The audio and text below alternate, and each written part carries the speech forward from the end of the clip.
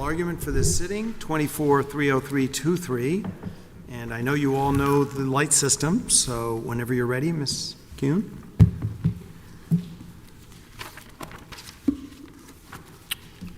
Good afternoon, Your Honors, and may it please the Court. My name is Samantha Kuhn, and I represent Mr. King in this appeal. There's two contested sentencing issues that we've raised on appeal. One is a challenge to the guidelines calculation by the court, and the other deals with the court's attempt to grant jail credit or time for credit served in his sentence. I plan to first address the guidelines issue with the court's permission, and then briefly address the jail credit issue at the end. Before getting into the merits of the question about robbery and whether Louisiana armed robbery is clearly not a crime of violence under the guidelines, I want to briefly address the government's invited error argument. The case law is clear that for invited error to be found by the court, there has to be an error that is actually attributed to the actions of defense.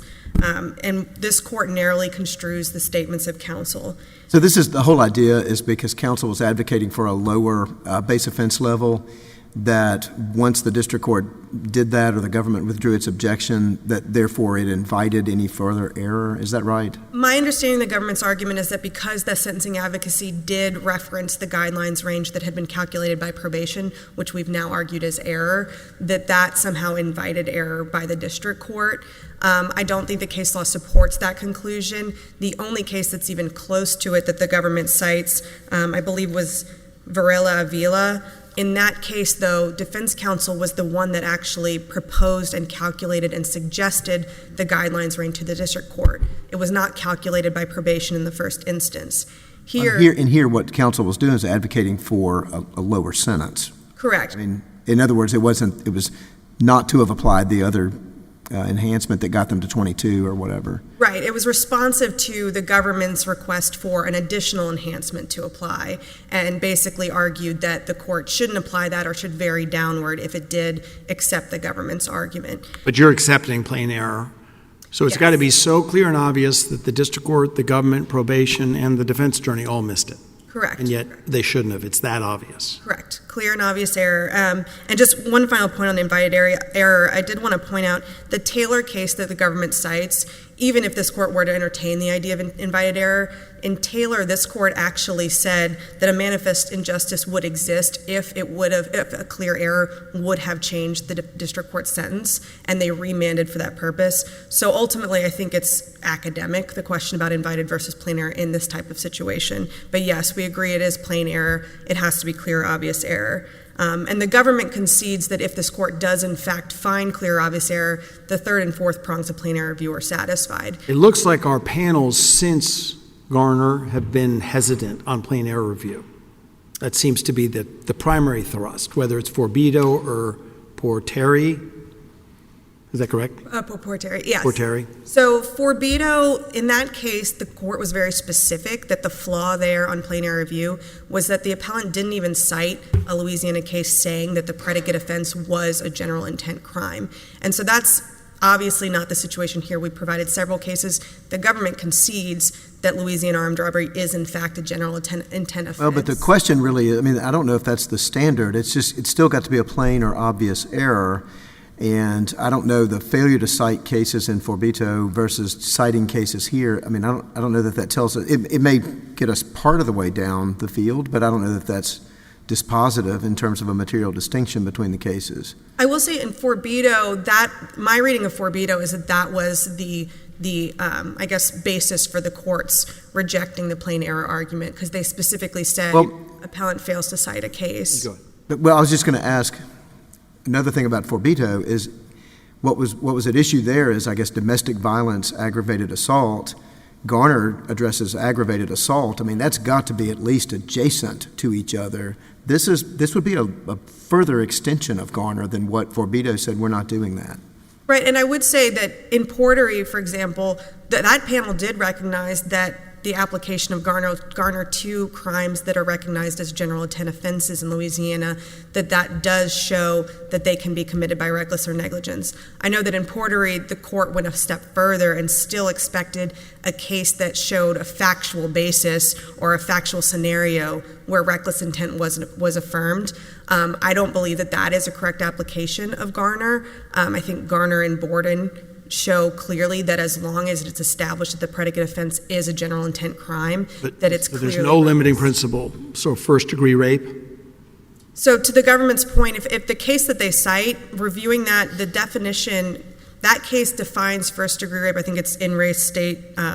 It's a redacted name.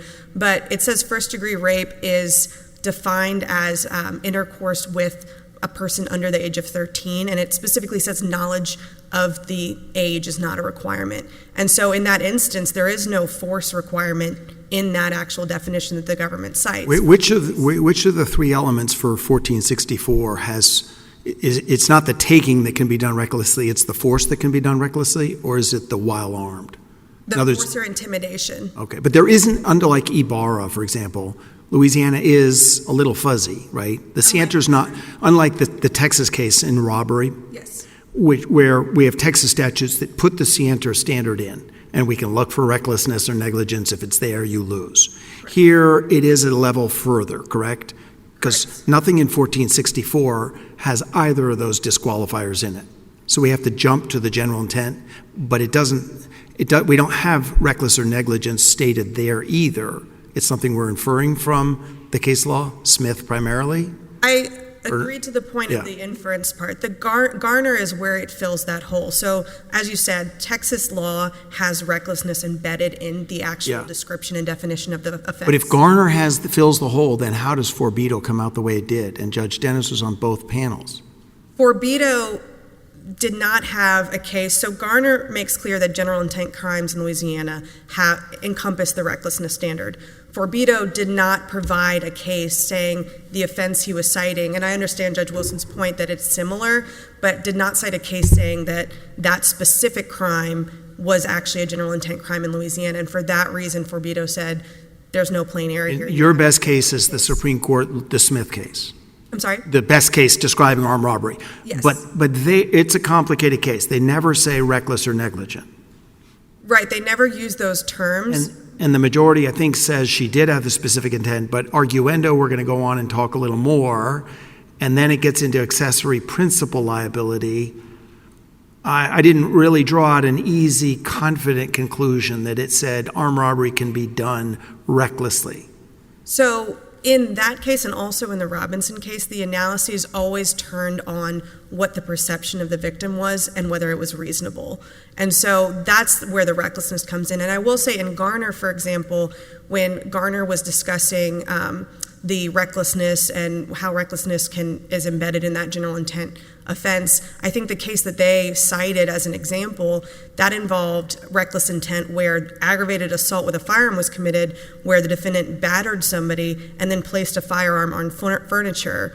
And they said, well, that was reckless intent because that would reasonably be construed as a threat. But how do you get to reckless intent for armed robbery?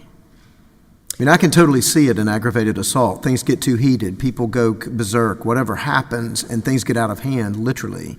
How does that happen with an armed robbery, though? So I think Smith and Robinson provide the examples. Essentially, the idea being the intent is to take property, but there's no intent to use force or intimidation as the means of getting the property from the person.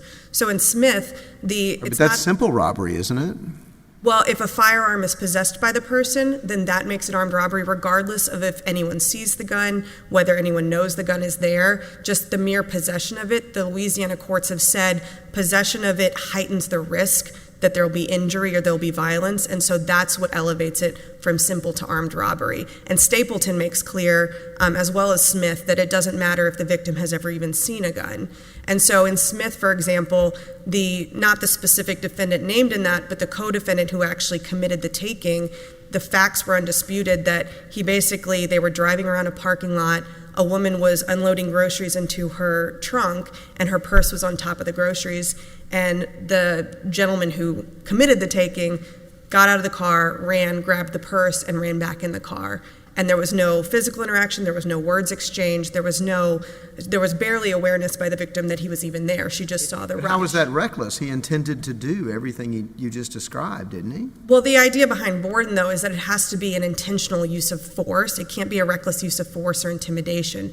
And so, for example, you have to have intended to to cause the person to fear injury or cause the person to fear violence in order to commit the taking. That's what Borden stands for. And the way they distinguish it, the Supreme Court explained, you have purposeful and you have knowing on the one hand, and then you have recklessness and negligence on the other hand. So the idea is you didn't intend to use force, but the circumstances were such that the victim perceived it, and you were reckless in creating those circumstances. Correct. Reasonable, and there's a reasonableness element to it. And so that was the whole point, is that in Smith, for example, and in Robinson, the defense was, or the argument on appeal was, I didn't use any force, I didn't use any intimidation, I wasn't trying to scare anybody, and they rejected those arguments and said that the victim was reasonably intimidated by the scenario. I get the textual argument. Do you have any cases, or is this purely a text argument? So, any cases? Cases of Louisiana actually using the statute this way. I would say Smith, Robinson, and Johnson are probably the strongest examples of this kind of taking that basically amounts to a snatching or a grabbing. In Johnson, it was a bank case where somebody was getting change at a bank teller, and the defendant walked up, grabbed the money out of the person's hand, and just sprinted out of the bank. You regard those as reckless cases rather than intentional cases. Right, showing reckless intent with respect to the use of force or intimidation, where the defense argued that it was insufficient evidence for robbery because they didn't use the force or intimidation and they just grabbed money or grabbed a purse, and it should have been purse snatching or theft. And the courts rejected that argument that it was theft and said that the victim was reasonably intimidated by the situation or by the words or by the look or by something about the scenario. And that was the reason it was affirmed as a robbery.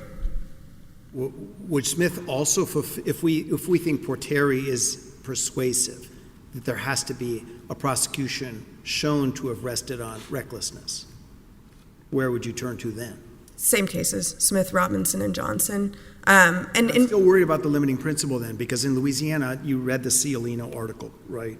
The Cialino article, suggesting that in Louisiana, general intent applies across the board to a huge number of offenses because the scienter isn't statute specific. Okay, so your rule would be, even on plain error, the universe of Louisiana general intent crimes now can't qualify as violent? I think that under Garner, that's the binding precedent for this court. I disagree with Portery extending it to requiring an actual case. But Portery could be easily dealt with if it were raised without, forfeiting it. Because then, I see. You see what I mean? Yes. So you have the opportunity to say, actually, they are indicting these recklessness cases. I'm sorry. You'd be able to show prosecutions in Louisiana where the state of mind was only one of recklessness.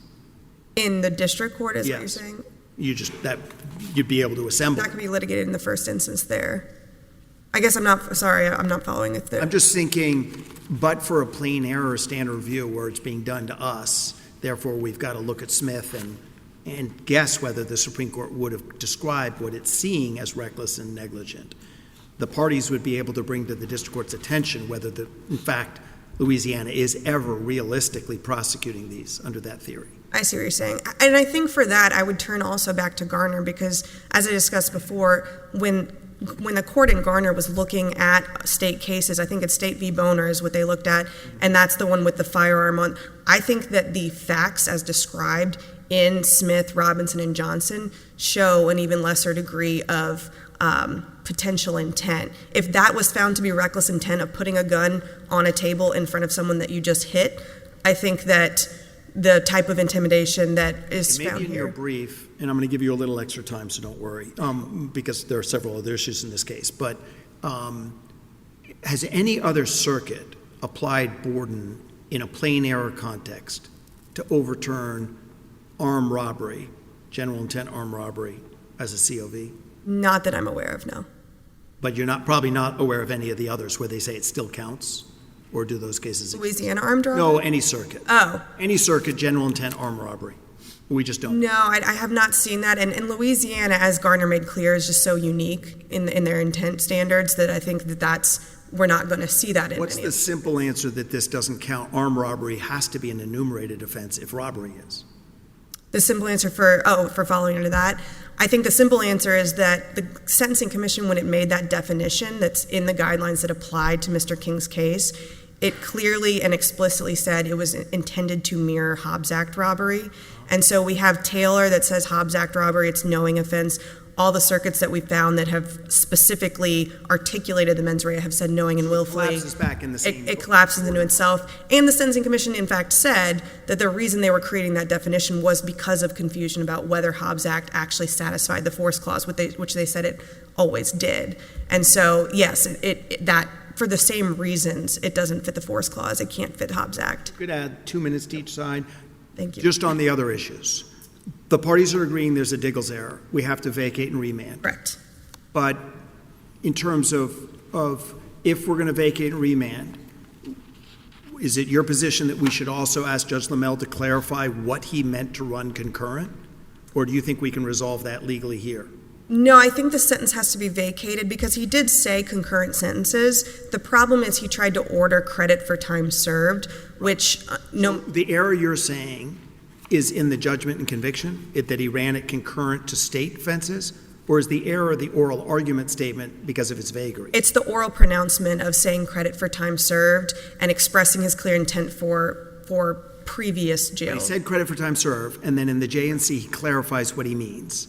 If that clarification's correct, he couldn't do that, right? You agree he couldn't make it run concurrent? I don't know that he viewed it as a clarification or not, because those were two separate issues. Concurrent is forward-looking, whereas jail credit is back-looking. I don't know that he thought of it as a clarification, but I think what's either your way, case and what's the relief? Because I agree there's ambiguity. He clearly, there was a lot of discussion about what was happening in the state offenses, and then he says, I want it to run concurrent. What are his exact words? So he says, it's the judgment of the court that you be placed in the custody of the BOP for a period of confinement of 71 months with credit for time that you've already served awaiting this sentence. With credit for time you've already served. Awaiting this But we don't know whether he meant state time, although that is eventually what he writes in the J&C, right? In the J&C, he says concurrent. So the effect of that was that he still had state time, Mr. King did. It did run concurrent to the future state time that he would serve, but as the supplemental document we provided from the BOP shows, he got 0 days of credit preceding the federal sentencing. But would there be some other avenue by which he could raise that through the BOP? No, because the BOP's rules are clear, and in Ray BOP, I think, Judge Higginson, I think you were on that case, it clearly explains that the BOP's rules, the statute, and the way they implement it precludes you as a judge from backdating, basically. Yeah, you can't micromanage the sentence after the fact or whatever. Right, and so there's no relief except for the only way that could be effectuated would be Judge Lamel would have to reduce the sentence he imposed by the number of months. Do you have a case where we've allowed that relief? In Jones, the Jones case, I believe it's unpublished, but in Jones it was nearly identical scenario. The judge pronounced credit for time served, and then after the fact, I don't even think it was in the written judgment, and then it was clear it was not going to be credited by the BOP, and so this court vacated and remanded. Was that plain error? I believe it was plain error. I would have to double check. Because I was going to ask, if there's ambiguity here in what the judge intended, does that flunk plain error review? I don't think so, because the case law makes very clear what the statute says and what the BOP's method of implementing it is. Yes, he would have thought at the time, the oral pronouncement, he's getting it. Right, and so either he thought he could order it, which was incorrect, or perhaps he thought that he was going to get it no matter what, which was also factually incorrect. It's unclear what brand of error, but either way, it's clear and obvious error. And just real quick, the Jones was reviewed for plain error. That was vacated on plain error review. Okay, thank you, counsel. You have rebuttal time. Thank you, Your Honor. Mr. Boitmann?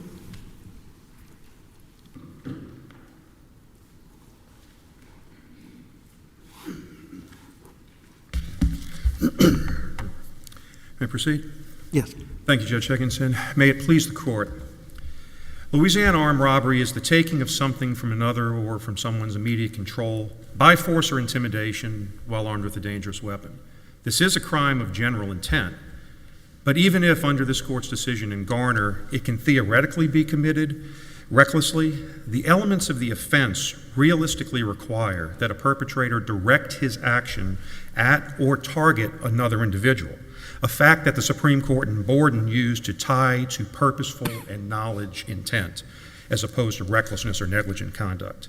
The common sense application of the statutes, together with the judgments of the Louisiana Supreme Court and statements of this court, conclude one thing, that armed robbery in Louisiana requires the use, attempted use, or threatened use of violent or physical force, or force sufficient to overcome a victim's resistance. In either case, it is a crime of violence under the guidelines. I want to start, Your Honor, with talking about the discussion of Garner. And we disagree with opposing counsel's statement that Garner categorically would exclude the entire body of Louisiana general intent crimes, which Judge Higginson, I think, is the question you were asking. Garner dealt with one case. It didn't deal with every statute in front of it. It talked about a general intent crime, but that doesn't change the fact of what we normally do in a categorical analysis, and that is analyze each crime individually. And that's what this court did in Forbido, and that's what it did in Porteri. And the first thing, when you do that, when you do analyze it, you come to the conclusion that armed robbery, as well as simple robbery in Louisiana, requires the proper mens rea as Borden requires. First of all, by statute. General intent in Louisiana 1410 is defined whenever there is specific intent, but also when the circumstances indicate that the offender, in the ordinary course of human experience, must have adverted to the prescribed criminal consequences as reasonably certain to result from his act or failure to act. Now, that's very close language to what the Supreme Court in Borden says about a purposeful mens rea, meaning that the defendant is aware that a result is practically certain to follow from his conduct, whatever his affirmative desire. If this had been objected to, I don't see how it would be different than Garner. In other words, it is a general intent crime.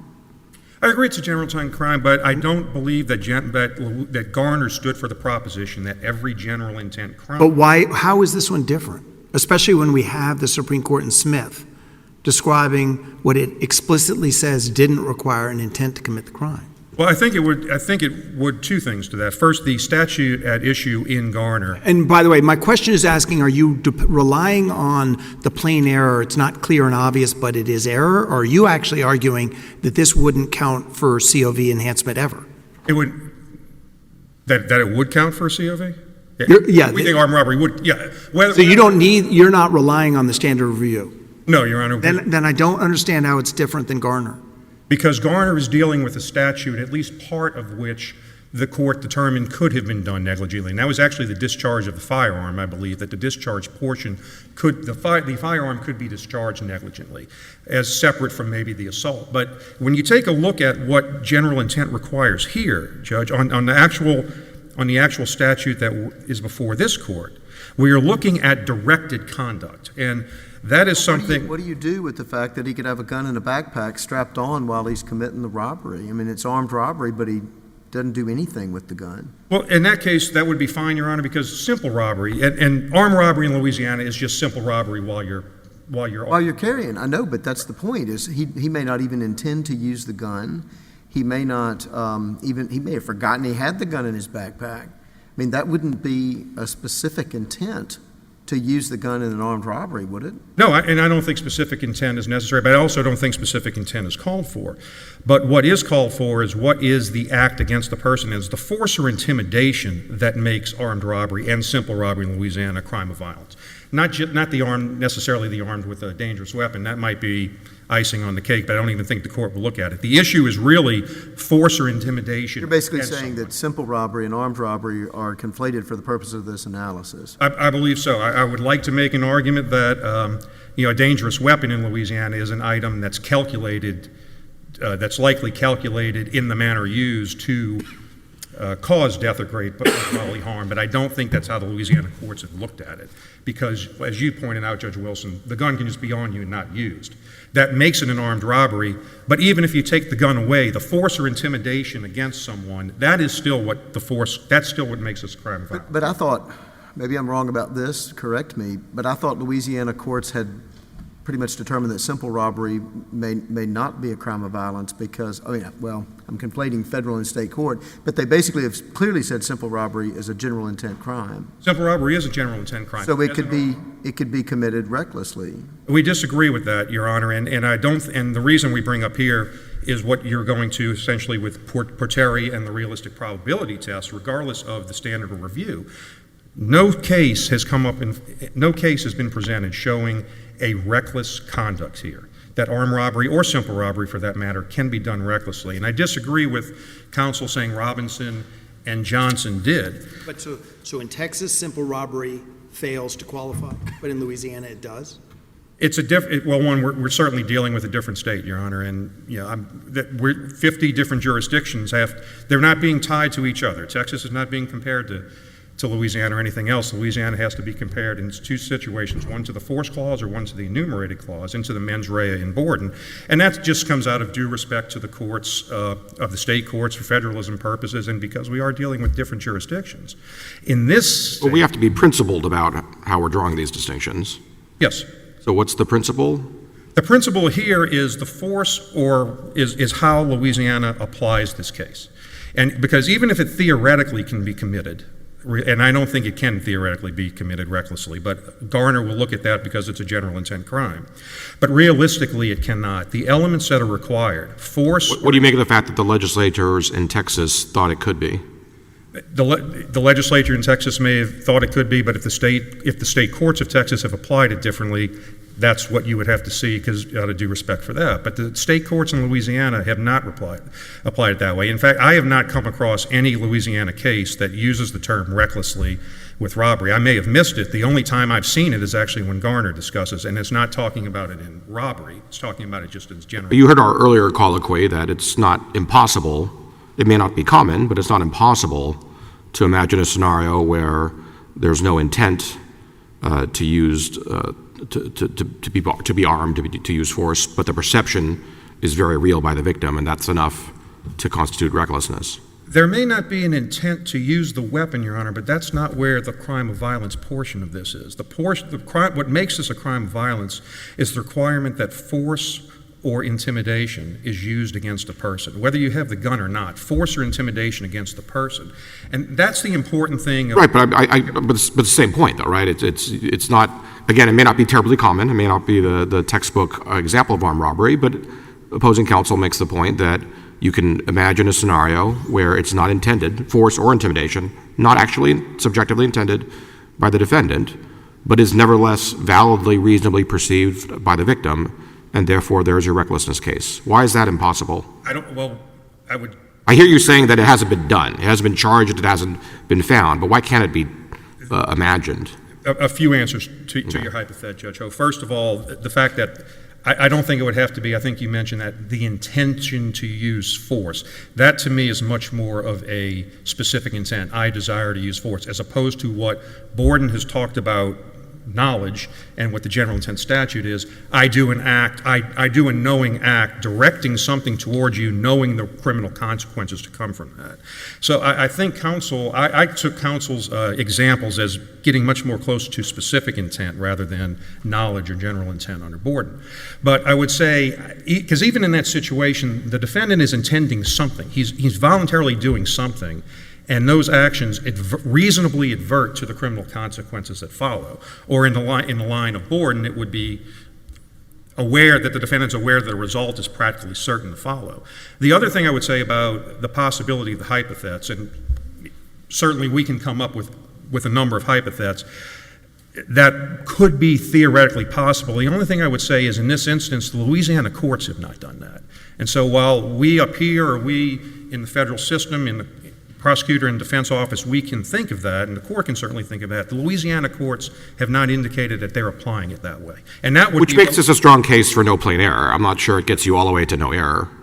And we don't, I'm sure you agree, we don't need to reach the error question. No, you don't, and I think you can go just on what we have here. But I think this... Slow down a little. Sure.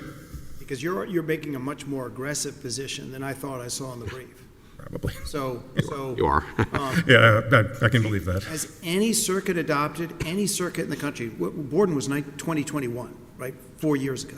Has any circuit adopted the theory that you're suggesting, which is general intent, simple robbery, actually still qualifies as a crime of violence? Do you have any circuit that has announced the post-Borden? No, but I also would say, Judge, I'm trying to think of a circuit that has done the opposite either, and it's not good. The only, because... I still think Garner's the opposite. Yeah. We've done it. But that's why I'm baffled by the position you're taking. No, because I think maybe there's a disagreement on what we think Garner means, and I don't think Garner wiped out categorically all Louisiana general intent crimes. So it wiped out one, but what's the principal distinction between every other one? I think you're seeing that in Forbito and Perteri. But those two they're unpublished, and they did not say there's no error here. Each time they specifically said this is not clear and obvious because mental state of mind in Louisiana is very fuzzy and difficult, and we don't know whether general intent. But I don't see any of them saying that post-Borden, the general intent crime, that's just not reconcilable with Garner. I don't think we've actually had much of those arguments yet, and I think this is percolating through that to some extent. Garner is the law of the circuit, and we have disagreed with Garner, but we certainly understand that. But I think Forbito and Perteri, just to take a little more, I see what you're saying, Judge, but I see that as a way of saying, no, we're going to look at each statute individually. Right. Because if Garner was as clear as you're saying, Judge Higginson, that if it's saying as clear that all general intent crimes are out, then it seems to me that would be clear error under Perteri. That they would be saying, yes, this is a clear and obvious error, and then we wouldn't even need to get to the realistic probability test because at that point it would be out. If you had come and you were just arguing we should now follow Perteri as binding law, I think, well, here on rebuttal, the defense would be in a difficult position. Because whereas the realistic probability, they would say Smith is that case. And we would disagree with Smith as well as we would disagree with the characterization of Robinson. Well, I believe counsel specifically on Robinson is making the argument that there was no demand made, there was no intended, it was just a snatching. That's not the way the Louisiana court in State versus Johnson looked at Robinson, and it's not the way this court in the James decision looked at Robinson, where they said in that case there was a demand made on the cashier, and they said that was a demand similar to what was allowed to be in the bank robbery case in Brewer. And again, that's important because when we look at a demand, we're looking at the perpetrator projecting his act toward someone else. And that's exactly what Borden says set the mens rea for purposeful knowledge. I mean, the Court of Appeals in Smith said she didn't know about the gun. Then up on the Supreme Court, they say, doesn't need to know. And sounds like she was reckless being in the company of her boyfriend who had a gun. But again, the crime... And that's sufficient. But again, the crime of violence is the force and intimidation, not the possession of the gun. The same reason, Judge Wilson, where you're saying simple robbery and armed robbery are identical in that. The presence of the gun becomes an extra sentencing issue, but what the violence of it is the requirement of force or intimidation against someone. The defendant doing something to create that atmosphere of intimidation. And intimidation... The boyfriend did that, but she's along for the ride. She doesn't even know he has a gun. How is that anything other than she was negligent or reckless to be at that Walmart shopping center parking lot? But more to possible in aiding and abetting in a principle of the issue of robbery itself without the gun. Because, again, the gun, the arming, the possession of the weapon is a separate part of what creates the intimidation. It can, in a factual circumstance, certainly, but if the gun is not used, the force or intimidation still has to be proven to a jury beyond a reasonable doubt, regardless of whether the gun is used, seen, visible, or not. But doesn't this all suggest that Forbito is right and Garner is wrong? We disagree with Garner, and we do. Well, I mean, but we're bound by Garner. I mean, it seems Absolutely. to me you're reaching back to grab simple robbery, where maybe it would be clearer if you just said we can't extend clearly, plainly, armed robbery. I mean, aggravated assault to armed robbery. Well, I don't think you're extending Garner to this. I think Garner's looking at it, but certainly I don't think the 37, the aggravated assault and the domestic violence cases would be extended to this because they are different elements. And these are elements that can, especially the part that causes the violence, that part that causes the use of force or overcomes the violence, the force or intimidation, are elements that just cannot be done recklessly. These fit in much more with, you take a look at the... You agree with opposing counsel that you haven't put much emphasis on the enumerated crime. Is that because it does collapse into the same analysis? We said that in Garner? I think effectively, except that I would say that the enumerated clause talks more about the force being the overcoming of will, more of the Stokely standard. And I think the force or intimidation requirements show that too, and that's creating the air of intimidation. The Louisiana Supreme Courts have used the dictionary to say intimidation is putting someone in fear to get them to do what you want. Force is using something to get them to do what you want. So I think the enumerated standard, which uses the Stokeling force, it certainly fits that. I'm not sure if that answered your question or not, Judge. I probably didn't ask a very articulate question. Sorry, I probably didn't answer it. Certainly continue on this. You've conceded one of the other sentencing issues. I was a little confused, I admit, by Judge Lamel's effort to make sentences run concurrent with something. The government's argument there is the judgment and conviction does contain error because he couldn't order what he ordered. We start with the judgment and conviction. Sure. Well, yeah, basically, as you've said, the oral pronouncement's going to control. Right, but I'm asking you a question about judgment. The order that he put in the judgment and conviction, is that a legal sentence or not? I believe it said concurrent, right? So, he said concurrent to state criminal offenses. which I don't think that's illegal. Now, in the oral pronouncement, he says he's going to defer to the state. Okay, but then The state did. but then BOP is not making it run concurrent with anything. Well, this BOP is not crediting him for the time he served in state custody prior to the imposition of the federal sentence. As the court knows, a federal sentence begins running the day it's imposed. It's not retroactive, but BOP will give someone credit for the time they've served that's not credited toward any other sentence. That's 18 U.S.C. 3585. So I think what's happened here is because the defendant's 2 years, I might be off in time, but the 2 years before he was sentenced by Judge Lamel, that was credited to him by the state. That's why BOP is not crediting him. That's my understanding of it. That's right by operation of law. So the question of here is... Pre-sentencing, the 2 years you just referenced, he was in federal custody? He was in, to use for lack of a better term, he was in state custody and he was transferred to marshal custody. So the federal... Full 2 years. No. Well, he was transferred to marshal custody, but he was borrowed from the state, is how the BOP will kind of. So he remains technically in primary state custody, even though he's in marshal custody. And because he is still with the state, if the state credits that time to a state sentence, BOP will not credit it under 3585 because that time is credited to another state. But he would, clearly the sentencing judge, both in his oral pronouncement and in the written judgment, said you will get credit. And he didn't. So what do we do? Are you not opposing their suggestion under Jones that we send it back to get these mathematical calculations figured out? Because Judge Lamel, in writing and orally, said it's going to be concurrent. And he looks at the guy and says, you're young, you've accepted responsibility. On the other hand, you've got a pattern. So he goes high end at 71, thinking there's going to be something concurrent, but he doesn't get it. I don't doubt the judge wanted it to be concurrent. Whether that one sentence in there meant to reduce the time by however many times, as I think Judge Wilson, you may have showed, it's kind of, or Judge Higginson, you said the statement's ambiguous itself. That kind of runs to an issue of, is it clear and obvious error? The bottom line is we don't really know what was in the judge's head, and it's hard to see that. Okay, so, I mean, just practically speaking, if you're agreeing to a Diggles error on 2 points, we're vacating, remanding, it's going to be a resentencing. Why not figure out what was in his head? Practically, it doesn't bother me. If you want to, I would ask one thing though.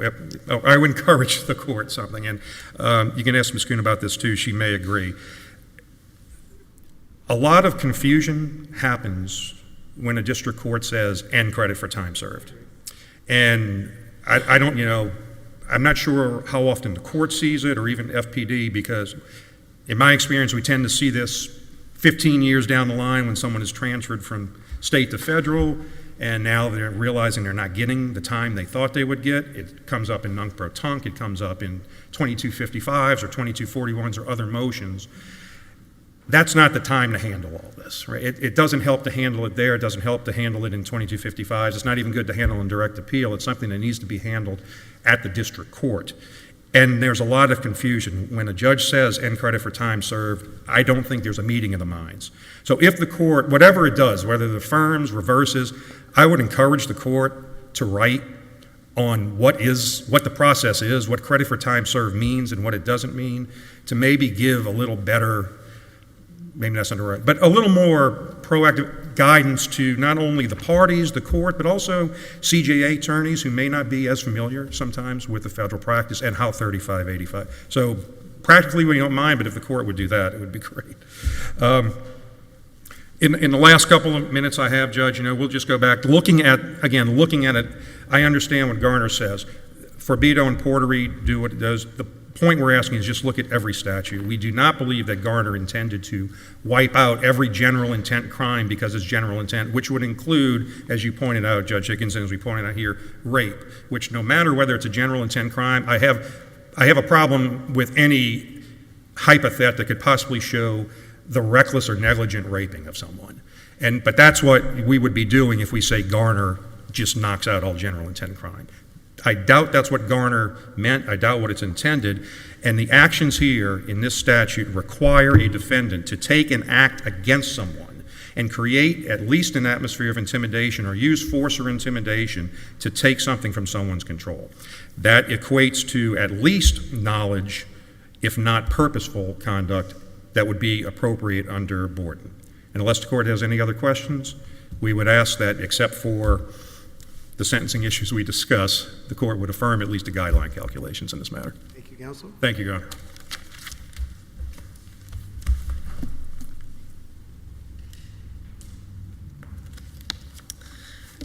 Just briefly, I wanted to address one of the last points that the government made about the rape statute. I just wanted to reiterate, the rape statute that is cited in the case that the government mentions in its briefing is a statutory rape statute. It's not a question of whether it can be committed recklessly, negligently, that kind of thing. There is no force element in that, and so that's why I think that that's a little bit misplaced to be suggesting that that is somehow relevant to this analysis.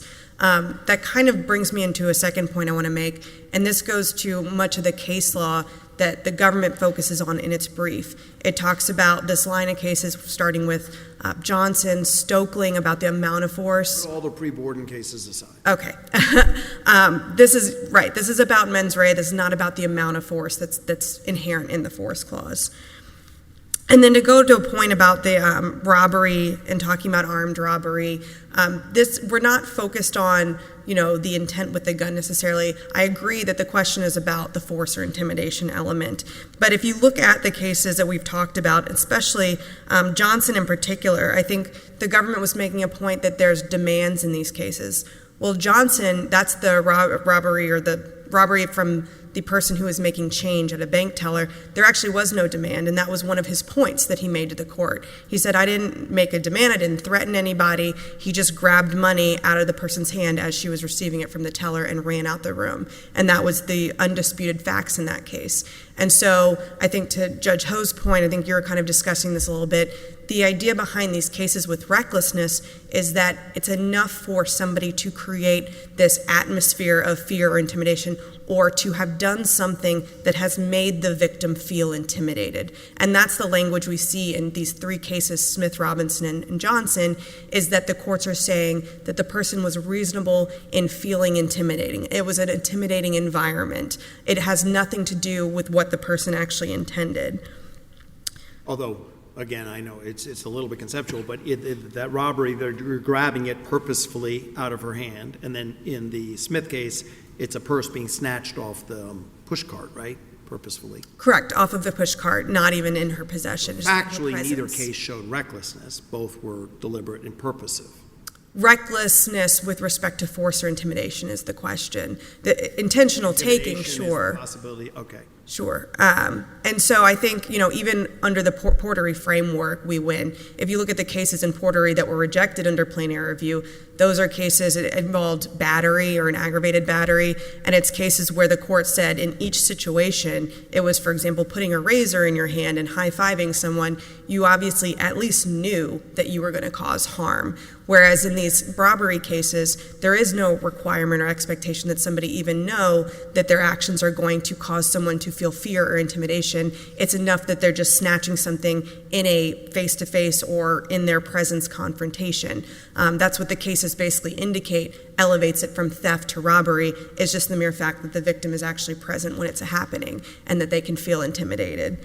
And then just briefly, unless the court has further questions on the robbery issue, for the jail credit issue, it's 13 and a half months of time that's lost for Mr. King that he was awaiting sentencing.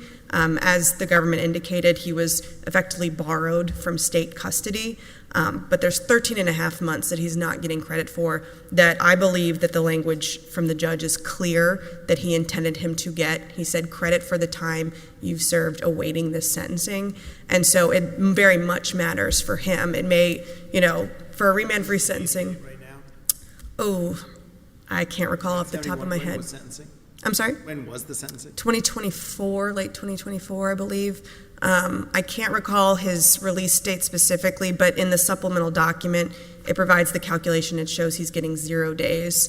And just to address one final point, I know that the government mentioned that the court said with respect to concurrent consecutive that he wasn't going to make a decision on that. But at the end of the sentencing, he did, in fact, after there was discussion and some confusion, he did, in fact, say that he was recommending concurrent sentences. So that was properly reflected in the written judgment, that he ordered concurrent. It just doesn't solve the problem of prior jail credit time. Okay. There are no further questions. Thank you, Your Honors. Thank you both. The case is submitted. That concludes the sitting.